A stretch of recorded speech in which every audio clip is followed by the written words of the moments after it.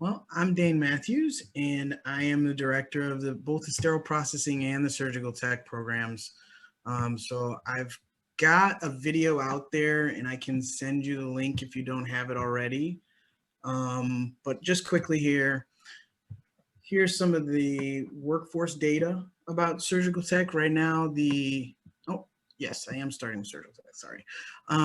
Right now, the average in Cook County is about 52,455. This year in January, the amount of postings to the amount of people hired for those postings was about 220 to 47. So there's plenty of opportunity in the field right now to find jobs in the area. As far as like what do surgical technologists do, for the most part throughout the day in different ways, we anticipate, prioritize needs, and then advocate for patients. Everything that we do is centered around those things. Now, that doesn't give you like specific tasks and things like that, but all of those tasks are geared towards those three things in some way or another.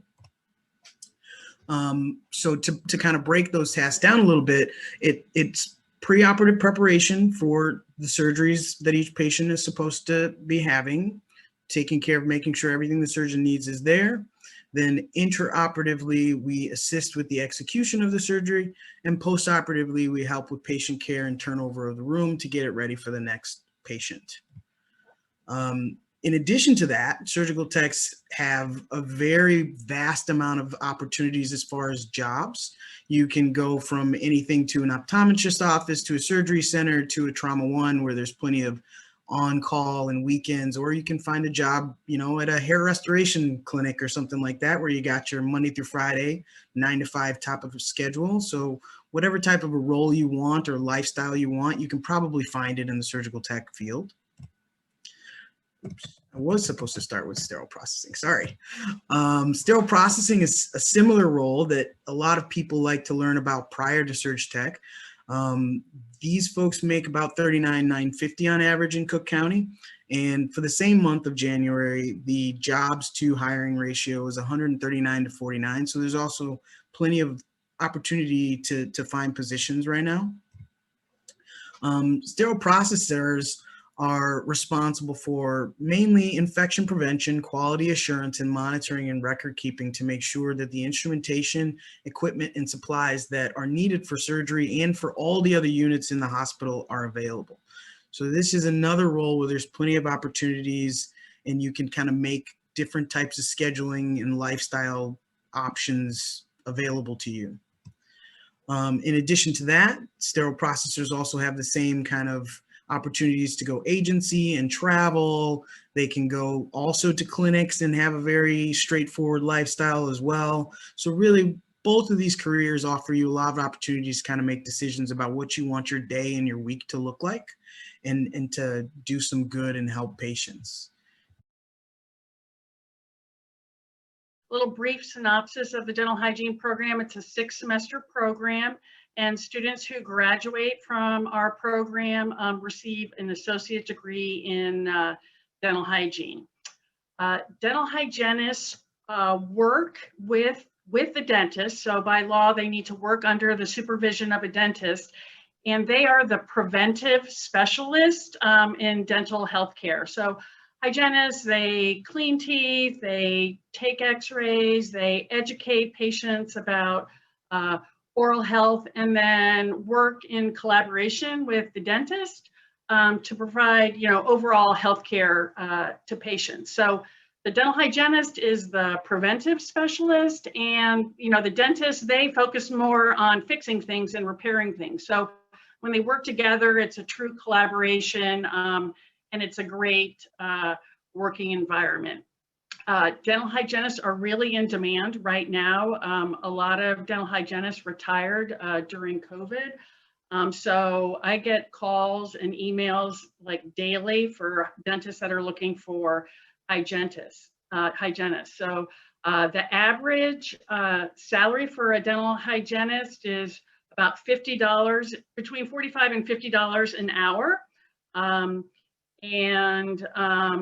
There's a variety of settings that you can work in. Hygienists work part-time, they work full-time. There are a lot more full-time positions now than there ever used to be. So when you work full-time, you also get benefits. The type of practice settings, you can work in a small group practice with just one dentist or a larger group practice. What's really becoming more popular are dental clinics in these federally qualified healthcare facilities. So when patients go to get their healthcare, they can also get their dental healthcare needs met. It's a great profession. I've been a dental hygienist for a really, really long time. Still love it.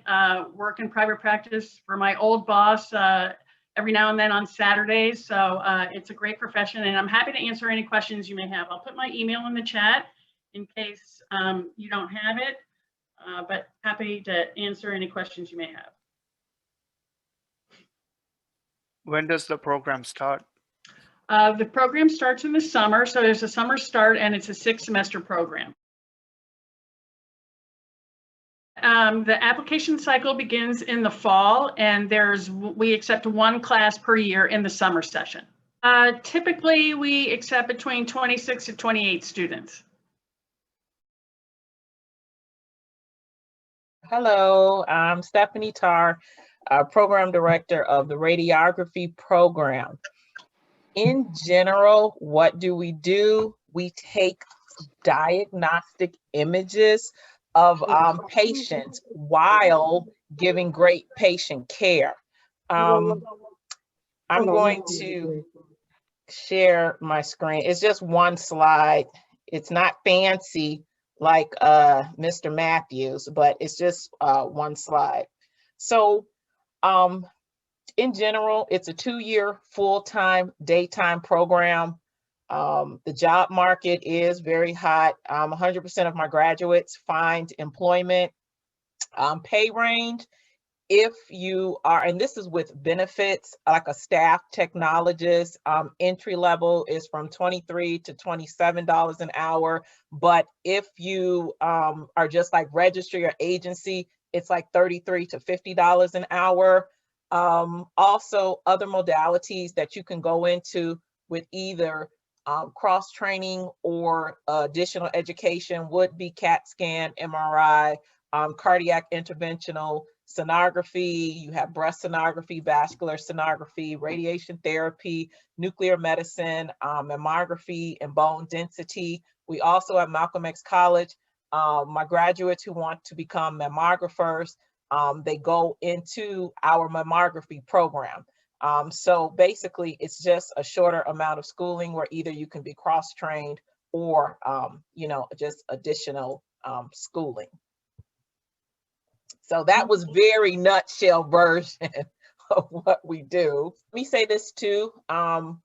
We admit students basically once a year. We admit in the fall and we admit in the spring. So I already have my cohort that will be starting this fall, and the application period is open now, and the deadline is November 1st. There are, you know, which I'm not going to go through the prerequisites, but if you qualify, there is an interview process that will happen late November, and that will be for a January start. So for the fall, we have a cohort of 32. It's very competitive. Typically, I have almost 200 students that apply. And in the spring, it's a smaller cohort of 25.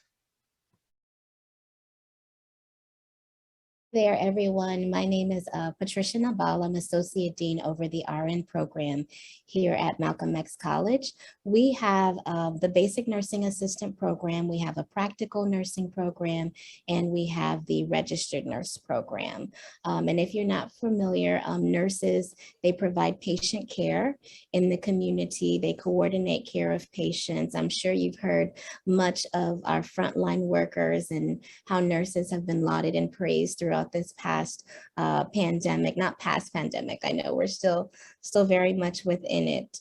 The median salary for a registered nurse is roughly $71,730 for Illinois. I can't speak for every state. For the practical nurse, it's roughly $46,000 246,000 roughly. So that's for the practical nursing. So that's just to give you a little bit of background about the profession as a whole. We do offer both programs here at Malcolm X College. For the registered nurse program, it's a 69 credit hour program. It can be completed in 4 semesters, not including the summer. So just, we don't run the program throughout the summer. And for the practical nursing program, that can be completed in 3 academic semesters. There is an option that we have for students who are already practical nurses who want to matriculate into the RN program as well, which is also completed in 3 academic semesters. There are prerequisites that you do have to complete before getting into the program. And there are also some co-requisites that we allow you the opportunity to take as you're taking your first level nursing courses. By the time you get to your second level nursing courses, all of those co-requisites and prerequisites should be completed by that time. After you've completed the program, the goal is for you to take the standardized state exam, which is called the NCLEX exam, and you take the NCLEX for both the practical nursing program and the registered nursing program, whichever program you choose. The next program start date is going to be for the fall semester. So when the fall semester starts, we will be having an LPN program starting and an RN program. I see many hands up with tons of questions, so I welcome them. To also mention that we have information sessions that I highly encourage and recommend that you attend. They are conducted every Thursday. You can find the sign up on Eventbrite, but if you should go on Eventbrite and you find that the event is sold out, because we do cap them at a certain number, please don't hesitate to just reach out to the nursing department and we can still provide you with the link to still log on, and you will have all of your questions answered about the specifics for the program. So this was just an overview, but definitely attend an information session and you'll find more answers. My name is Veronica Sack. I'm the director of the Community Health Worker Program at Malcolm X College. We have information sessions the 3rd Wednesday of every month. So if you're interested in attending a more extensive information session, I will toss in the chat box after I speak. I'll look up the link for you to register. I'll also put my email address. If you have any questions, you can reach out. But we are currently, students are applying and registering for the program for the fall, and we do have seats available. So if this is of interest to you, you could potentially have the opportunity to start this fall. So who are community health workers? We have heard so much about community health workers this past year, and you might have never heard about them before. Public health has obviously had a big spotlight on it since the pandemic, and the need for community health workers has been really highlighted to the extent that our, the United States administration has committed to investing in this profession. There's hospital systems like Rush and Northwestern and University of Chicago who are developing entire community health worker teams now. They might have had a smaller team before, but now they're having teams of 20, 40 people. Federally qualified health clinics is another place, as well as community-based organizations that are hiring. So who are community health workers? They are the heart of the community. They're that missing piece in our healthcare system that is helping everyone understand how to navigate this complicated process of getting, quality care in this country. So community health workers provide cultural mediation. They have a unique connection with the communities they serve, so they can better understand how to help someone navigate, right, the resources and navigate the healthcare system and navigate their insurance, or if they don't have insurance, how to get care. They also have knowledge, basic knowledge on health promotion and prevention. In our program, you learn about disease prevention and management. So as a community health worker, you help someone figure out, okay, I was diagnosed with diabetes. I'm so worried. I don't know how to navigate this. So you work with their healthcare team to be able to create a plan and help them feel confident in navigating those resources and starting to implement these healthy practices in their life so that they can manage that, right?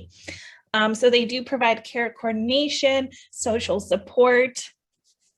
They also do a lot of advocacy. So you see community health workers in advocating for individuals, right? We're not usually taught when we're young how to advocate for ourselves within the healthcare system. So community health workers are that person who helps someone figure out how to talk about what they need the answers for, right? How to prepare for a visit with a doctor, all those sort of things so people can get the best quality care. And they're also there to help translate and figure out what the complicated things are that the patient's learning and doesn't understand and needs help with. Another big area that community health workers are involved in, especially in a big city like Chicago, is research. There's so much research happening all the time, and a lot of it is focused on communities.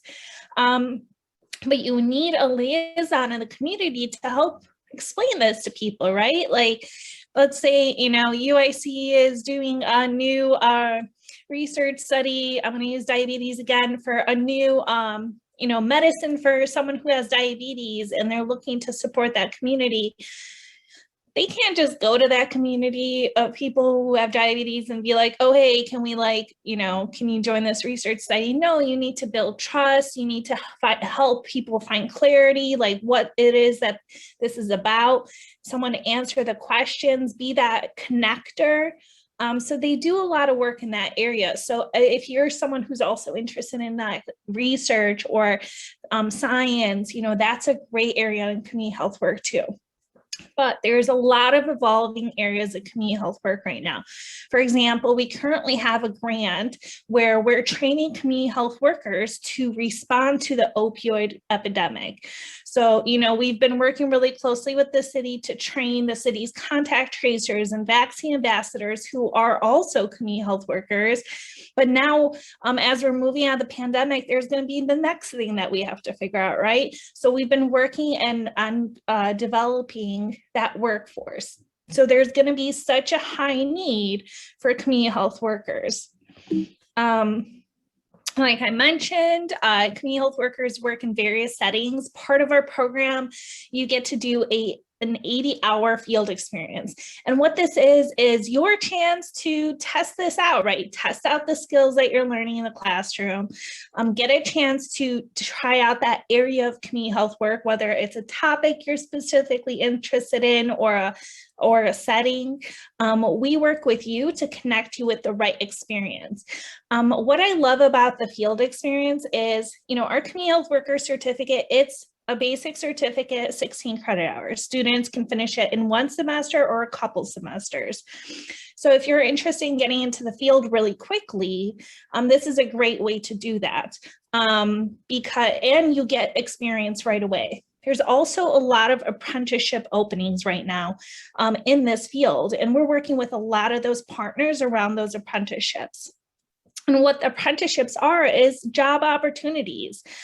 They're just typically a 1 to 2 year commitment, usually with long-term opportunities afterwards to stay on with the organization. But you're an employee, but additionally, you get benefits and you get all those things as if you were a regular, I just got a job, right? But you also get this additional support, training, mentorship, access to the field, building your network, growing your skills. And it's a great entryway into healthcare. I also say, community health workers are unique in the aspect that this skill set that community health workers have, being able to navigate the healthcare system, being able to build trust with patients and community members, being able to get the knowledge out to people and get them connected with resources. Let's be honest, every healthcare professional should have this skill set, right? So even if you're interested in possibly other areas of healthcare, and this is a stepping stone for you, Or if you're just beginning to explore where in healthcare you want to grow your career or transition your career, this is a really great space to start, because community health workers, they work with the whole entire team, right? They're not just in this one silo doing one thing. They are out there doing all of the things. They're the connecting piece. So I always say that it's a great way to gain experience, a great way to get into the field, and also a great way to just, start making an impact in healthcare.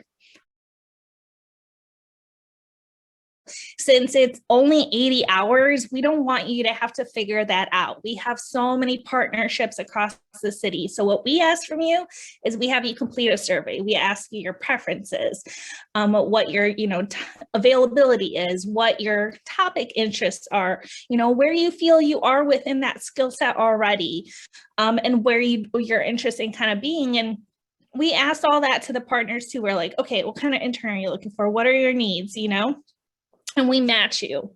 So you don't have to worry about that. All you have to do is complete that survey, and we help you navigate that whole process and prepare you for it. So that's the beauty of it.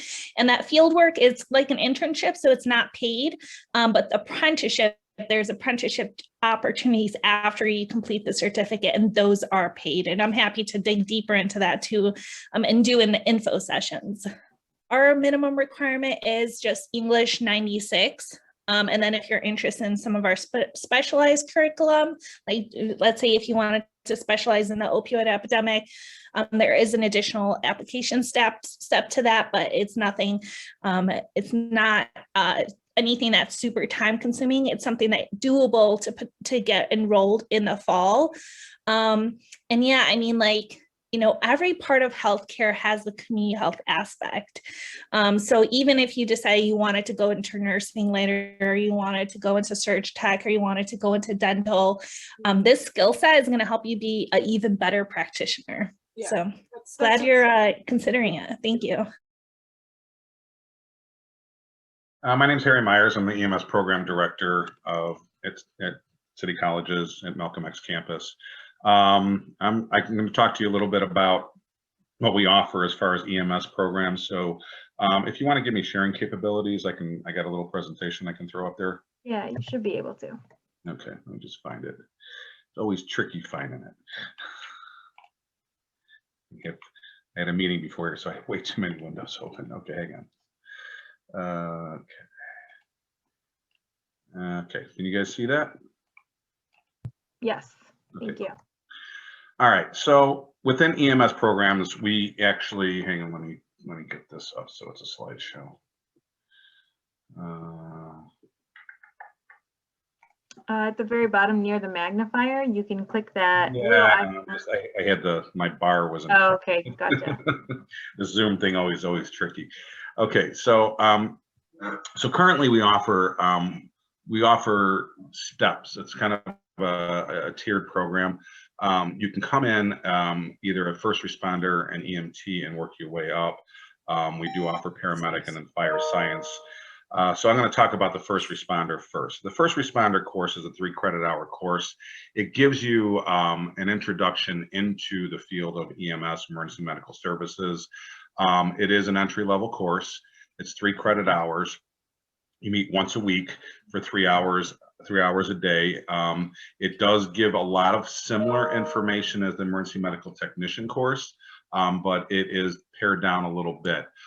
It is a good stepping stone for those who aren't sure if they want to come into the healthcare field. They're not sure if they want to be in emergency medicine, but it is a very well-rounded course. With this course, you don't get a certification.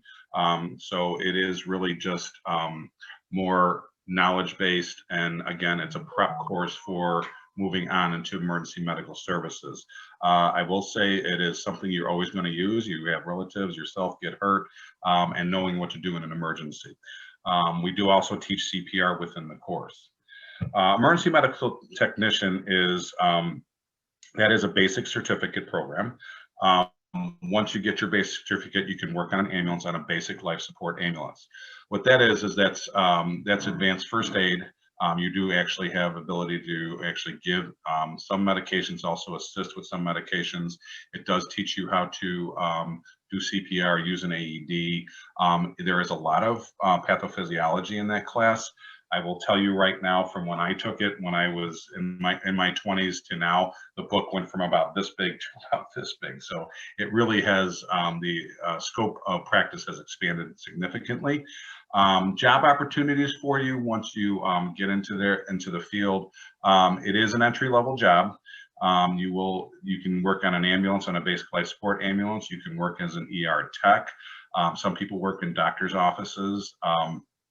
But again, it's more of a stepping stone to take you into your next level. And the other thing is no different than kind of first responder. You get a good feel for the field, and if you want to continue on in the field, and it does give you the opportunity. Again, you have a license, and you can take that license. You can get what they call National Registry certification. You can take that license from state to state. You have the ability to increase your knowledge base by moving up and on into paramedic. I will tell you right now, I started as an EMT, I became a paramedic, a nurse, an emergency manager, and now I'm managing programs at city colleges. I know plenty of people that started out as EMTs. They are now nurses, physician's assistants, nurse practitioners, physicians, ER physicians. So again, this is kind of your intro, and it gives you the ability to get your feet wet and kind of figure out if you want to be in EMS. It is a 1-semester program. Again, it is 8 credit hours. The cost is approximately around $1,500 to $1,600 that's with tuition, books, the uniform, and everything else you would need for the class. And to move on here, actually, I'm kind of getting ahead of myself. So again, first responder EMT, 16-week course and an introduction. We teach you CPR. Again, there's no license with the first responder. Emergency medical technician, you are meeting twice a week, 2 classes a week, and we offer morning and afternoon and / evening classes. The evening classes are more from the afternoon into the evening. They go from about 3 to about 8 p.m. We do run I believe it's 9 to 2 o'clock, and then a 3 to approximately 8 p.m. class on Tuesdays and Thursdays, and then on Mondays we run a 2 p.m. to about 7 p.m. class. So those are how we run it currently. We have looked at adding a Saturday class, but that is a very long day for students. It'd be an 8-hour day for you, but we may do that in the future, but not at this time. So moving on and up into our paramedic program. So our paramedic program is, it's an advanced certificate program.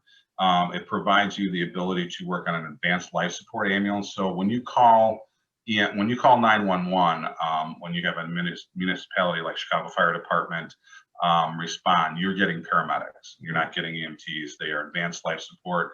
You do a lot of advanced procedures, advanced cardiac life support. You deal with trauma patients. You have advanced procedures such as doing chest decompression, intubation, putting a breathing tube down, starting IVs, giving advanced medications.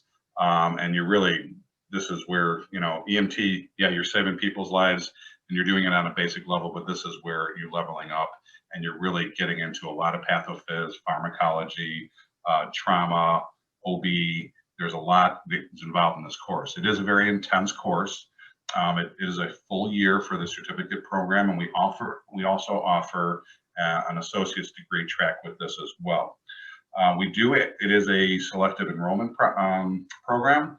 You do have to have an EMT license before you can become a paramedic. We do prefer if you have about 500 hours of ambulance experience or ER tech experience. It just helps you when you come to the class. You will also need to have a bio class 116 or above. We require you to have a CPR card.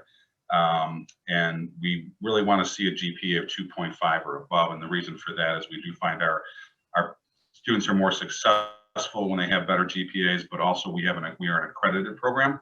So we need to make sure that students are able to come in and complete the program as well.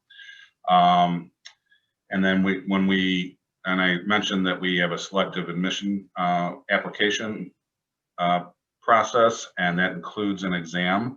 It includes references. You have to sit for an interview with Chicago EMS, and that includes the EMS coordinators from the system, Chicago Fire, myself, and a working paramedic. But again, this gives you a really good opportunity to earn. The entry level for paramedics is right around $60,000, and it depends on where you go, whether it's suburbs or city. If you can get on with the city, it's the pay is significantly higher.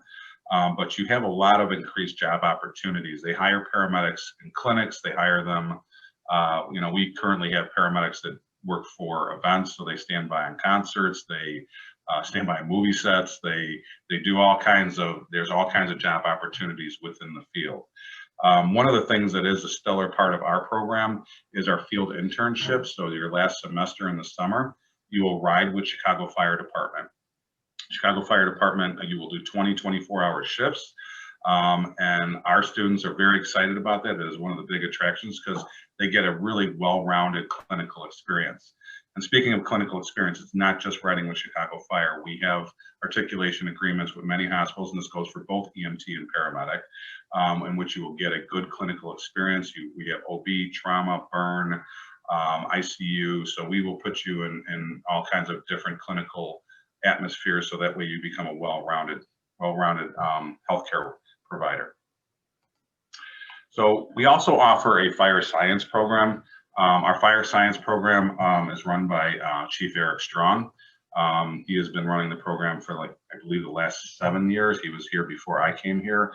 And this is to give you the opportunities to get on a fire department.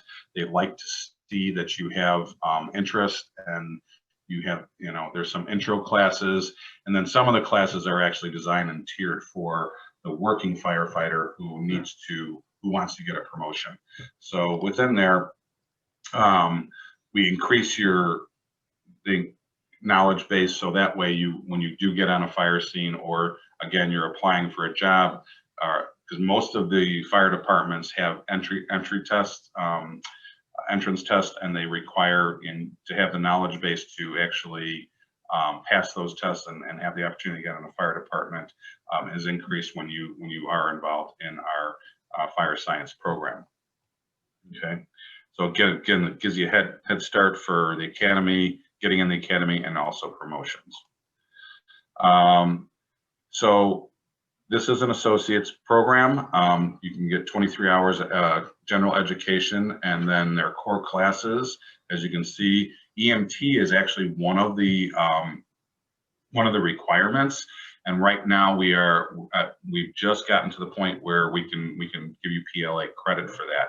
So that has actually just been established this year. You will have to take a test to make sure that you no different than any higher learning assessment. You can take the test and you can get the credit hours for the course you already took. You don't have to retake it. Again, there's a lot of different types of classes that you can take. Building instruction, how fire protection systems, and again, this makes you more well-rounded. So you have 23 hours of mandatory core classes, and then you have your electives in there as well. So again, strategy and tactics, how you're going to go ahead and approach a fire. We also offer a HAZWOPER class, so that's a 40-hour class in which you become certified for hazardous materials. People have a lot of fun with that.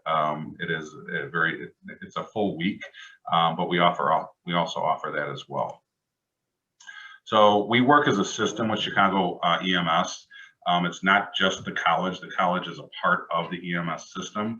One of the things that is a stellar part of our program is we do partner with the physicians, the EMS coordinators, and the EMS educators in the system to go ahead and provide you a well-rounded education. So if anybody has any questions, I'm ready to field them. Thank you so much, Director Myers.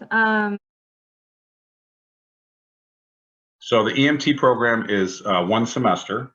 It's 16 weeks. The cost is approximately around $1,600, give or take, depending on uniforms and that kind of thing. But it's 16 weeks. It's 8 credit hours. And that is a state requirement that you have to have your EMT before you're allowed to get into the paramedic program, because that is your base. That's your basic knowledge. As we say when we're teaching, you can't have good advanced life support without good basic life support. So your basic skills, we build those first, and then we build on top of those to give you the rest of the information and expand your knowledge base. Right, so we run 3 classes in the fall and the spring semesters, and then we run 1 summer class only because it is a shortened semester. So that class, instead of being 2 days a week, it's 3 days a week, and the days are longer. So it's it's actually 9 weeks instead of 8, because we have to satisfy the state requirements for hours. And we do tell people that course is a little bit tougher. If you have good study habits, fine, come on into it. But if you haven't established good study habits, people tend to struggle a little bit. But it is, again, there's a lot of information, you know, that you're going to learn, and having that bio or science class is really helpful. Pathophysiology based bio class or science classes are what we're looking for, because there's a lot of pathophys, and also medical terminology helps a lot too, because you're literally learning a new language when you're in the medical field. For those who don't know what the CPFTA is, it's Chicago Police Fire Training Academy, and those are they offer that to high school students, and it gives them an opportunity to take an EMT course actually in high school, and that's through the Chicago Fire Department, or you can get in on the police side as well. And that actually does give you a little bit of edge, as far as I think they take about 20 or 25% of their applicants from those programs. Opens up at the beginning of the spring semester every year. So as soon as the spring semester starts, the application is open. Okay. I don't have them scheduled yet, but I will be having info sessions, and I will put them up on the portal on our webpage, but I do not have them scheduled just yet. Hi, everyone. I know you don't associate child development with healthcare science, but I am part of the group as a career program, and I'm excited to talk to you very quickly about considering studying child development. Our program is open enrollment, so it's not selective. If you want to study or you want to take a couple classes, you can just enroll. In terms of salary, our salary is not good. I will tell you right away, you will be making minimum wage. As you earn more degrees and certifications, you'll make more than minimum wage. So I always tell people, if you want to, if you're really excited about making money, this is not the career for you. But if you're looking for something that's going to get you excited to go to work every morning, if you enjoy working with children and families, then this can be the job for you. Students who pursue child development, I'm going to share quickly my screen.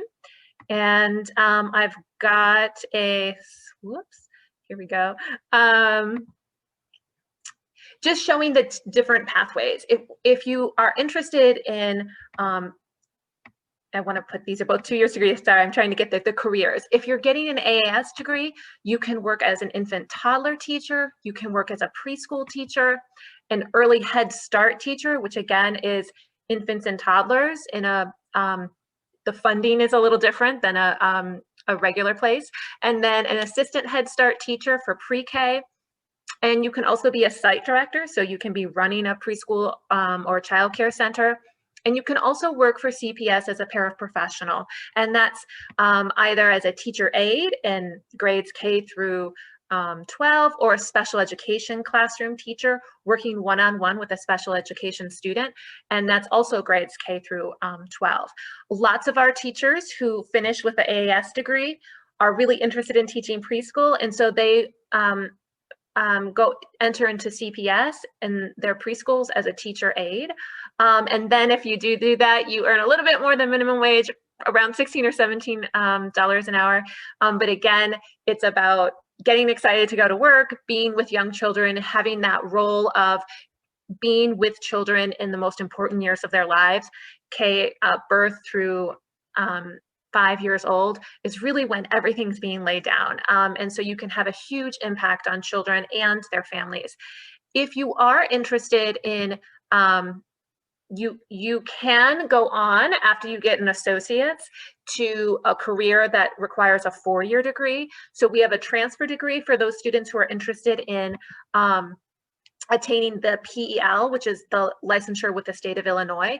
And if you have a PEL, you can be a lead Head Start teacher, and that's preschool, 3 to 4, 5-year-olds, and then a public school teacher in either pre-K, kindergarten, 1st or 2nd grade. You can also be an secondary ed teacher as well if you're interested. It just, when we talk with your transfer advisor, we would head you that way as well. And if you're interested in becoming a special ed teacher, you need to have a 4-year degree. And so that's it. I'm going to stop that quickly because I'm trying to be quick, and I'm aware of how long you all have been sitting here. But the big idea here is, if you're at all interested, take one of our classes. And if you are going into healthcare, you should take one of our classes just so you have a sense of how to engage with young children. In all of these healthcare jobs, you will likely be interacting with young children, whether you're supporting an adult in their life or you're caring for them directly. Knowing how to interact with children in a way that makes them feel safe and secure would be wonderful. And if you're thinking about becoming a parent, or if you are a parent, you'll learn a lot about how to support children. We know a lot about how children brains work. And so now that we know exactly how their brains work and exactly how they develop, we know a lot about how to thoughtfully interact with them. So that's it. Mine's very short and sweet, and I will put, if you're interested in any more information, I'm going to put my name and email in the chat box. I'll just give the advice on biology. Biology is, it can be very tough. Right now, I'm taking a class that has to do with genetics, GNAs, DNAs, genes, chromosomes, and it's a little bit tough. But like I said, understand what the professor needs, understand who your professor is, follow the syllabus, understand your syllabus. It's very important. And you can always talk to your professor if you need extension for due dates and whatnot. Speak to your professor, make them understand what you're struggling with. I'm pretty sure the professors are there to help us. So don't be scared, scared of emailing your professor. Don't be shy of speaking in classes. Make yourself known, and I'm pretty sure professors would come down to your level and make you understand if you are, feeling something. And for the SGA, we are a student body, and our basic function is to represent every student. If you have any challenge when it comes to school or whatnot, we are there to assist you. We are there to help you. We are there to direct you. Most importantly, as the SGA president, my main job is to make sure every student has a wonderful experience while in school, and protect you as much as I can. That is part of my job. If you feel you're not being treated fairly, it is my job to take it on, to defend you, to protect you, to take it up to the student director or to the president and see where we could sort out any challenge you're facing in school.